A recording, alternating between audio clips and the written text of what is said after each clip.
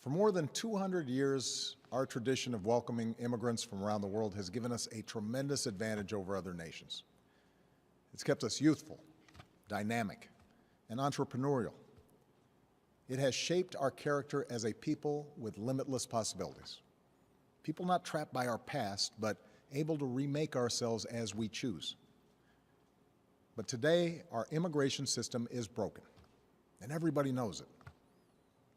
Families who enter our country the right way and play by the rules watch others flout the rules. Business owners who offer their workers good wages and benefits see the competition exploit undocumented immigrants by paying them far less. All of us take offense to anyone who reaps the rewards of living in America without taking on the responsibilities of living in America. And undocumented immigrants who desperately want to embrace those responsibilities see little option but to remain in the shadows or risk their families being torn apart. It's been this way for decades. And for decades, we haven't done much about it. When I took office, I committed to fixing this broken immigration system. And I began by doing what I could to secure our borders. Today, we have more agents and technology deployed to secure our southern border than at any time in our history. And over the past 6 years, illegal border crossings have been cut by more than half. Although this summer there was a brief spike in unaccompanied children being apprehended at our border, the number of such children is now actually lower than it's been in nearly 2 years. Overall, the number of people trying to cross our border illegally is at its lowest level since the 1970s.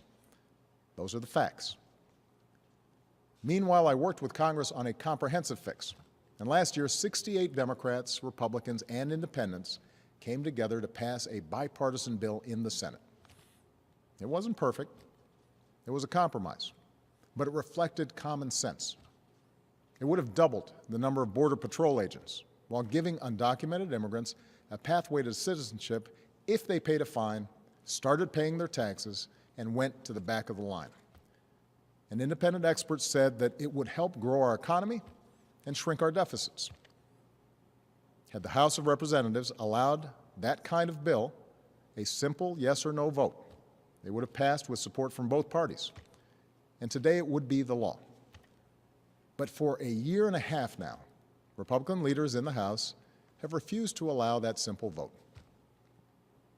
Now, I continue to believe that the best way to solve this problem is by working together to pass that kind of common sense law.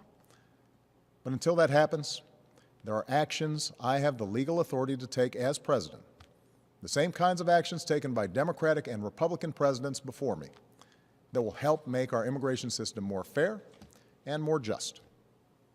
Tonight, I'm announcing those actions. First, we'll build on our progress at the border with additional resources for our law enforcement personnel so that they can stem the flow of illegal crossings and speed the return of those who do cross over. Second, I'll make it easier and faster for high-skilled immigrants, graduates, and entrepreneurs to stay and contribute to our economy, as so many business leaders have proposed. Third, we'll take steps to deal responsibly with the millions of undocumented immigrants who already live in our country. I want to say more about this third issue because it generates the most passion and controversy. Even as we are a nation of immigrants, we're also a nation of laws. Undocumented workers broke our immigration laws, and I believe that they must be held accountable, especially those who may be dangerous. That's why over the past 6 years, deportations of criminals are up 80%. And that's why we're going to keep focusing enforcement resources on actual threats to our security. Felons, not families. Criminals, not children. Gang members, not a mom who's working hard to provide for her kids. We'll prioritize, just like law enforcement does every day. But even as we focus on deporting criminals, the fact is millions of immigrants in every state, of every race and nationality, still live here illegally. And let's be honest, tracking down, rounding up, and deporting millions of people isn't realistic. Anyone who suggests otherwise isn't being straight with you. It's also not who we are as Americans. After all, most of these immigrants have been here a long time. They work hard, often in tough, low-paying jobs. They support their families. They worship at our churches. Many of their kids are American-born or spent most of their lives here. And their hopes, dreams, and patriotism are just like ours. As my predecessor, President Bush, once put it, they are a part of American life. Now, here's the thing. We expect people who live in this country to play by the rules. We expect that those who cut the line will not be unfairly rewarded. So we're going to offer the following deal.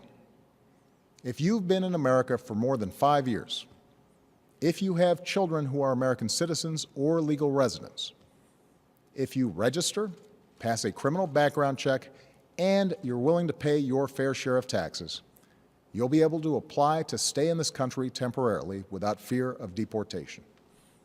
You can come out of the shadows and get right with the law. That's what this deal is.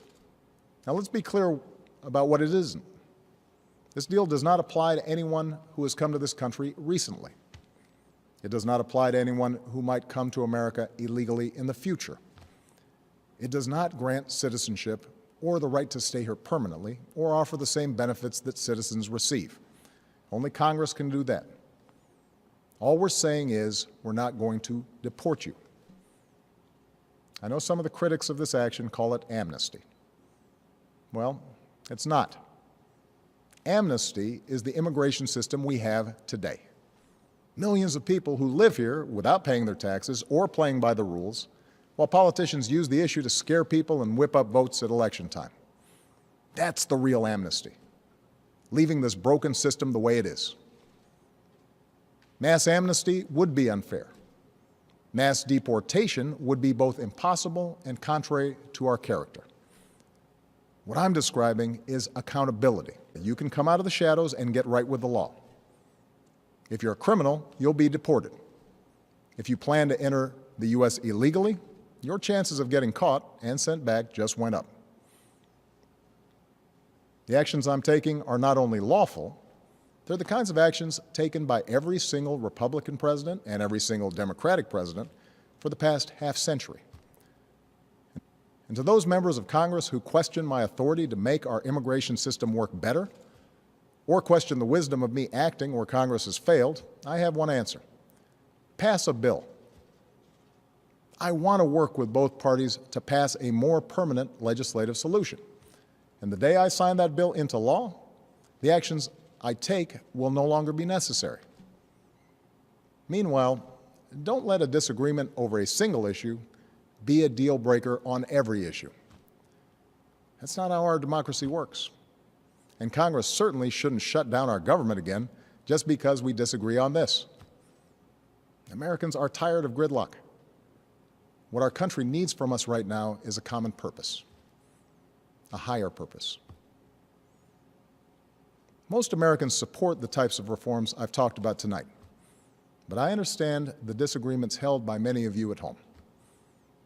Millions of us, myself included, go back generations in this country with ancestors who put in the painstaking work to become citizens. So we don't like the notion that anyone might get a free pass to American citizenship. I know some worry immigration will change the very fabric of who we are, or take our jobs, or stick it to middle-class families at a time when they already feel like they've gotten the raw deal for over a decade. I hear those concerns. But that's not what these steps would do. Our history and the facts show that immigrants are a net plus for our economy and our society. And I believe it's important that all of us have this debate without impugning each other's character. Because for all the back and forth of Washington, we have to remember that this debate is about something bigger. It's about who we are as a country and who we want to be for future generations. Are we a nation that tolerates the hypocrisy of a system where workers who pick our fruit and make our beds never have a chance to get right with the law?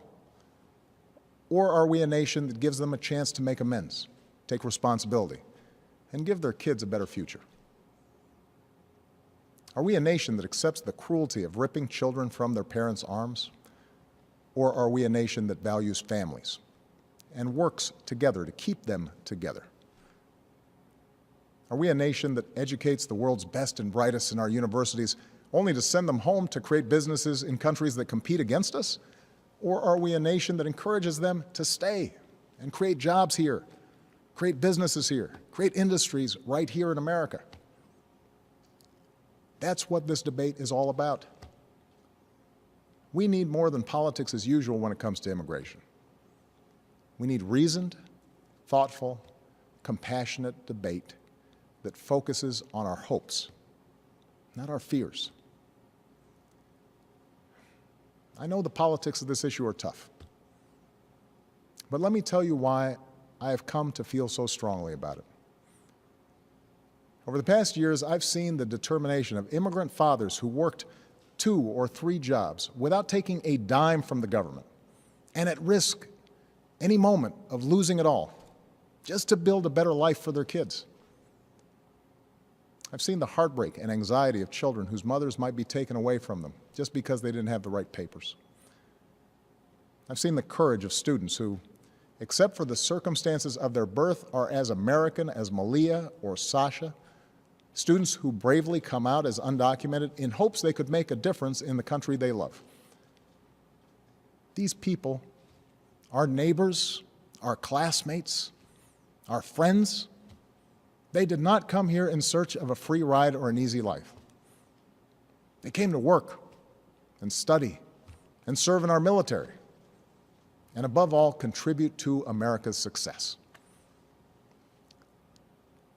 Now, tomorrow I'll travel to Las Vegas and meet with some of these students, including a young woman named Astrid Silva. Astrid was brought to America when she was 4 years old. Her only possessions were a cross, her doll, and the frilly dress she had on. When she started school, she didn't speak any English. She caught up to other kids by reading newspapers and watching PBS. And she became a good student. Her father worked in landscaping. Her mom cleaned other people's homes. They wouldn't let Astrid apply to a technology magnet school, not because they didn't love her, but because they were afraid the paperwork would out her as an undocumented immigrant. So she applied behind their back and got in. Still, she mostly lived in the shadows until her grandmother, who visited every year from Mexico, passed away. And she couldn't travel to the funeral without risk of being found out and deported. It was around that time she decided to begin advocating for herself and others like her. And today, Astrid Silva is a college student working on her 3rd degree. Are we a nation that kicks out a striving, hopeful immigrant like Astrid? Or are we a nation that finds a way to welcome her in? Scripture tells us that we shall not oppress a stranger, for we know the heart of a stranger. We were strangers once too.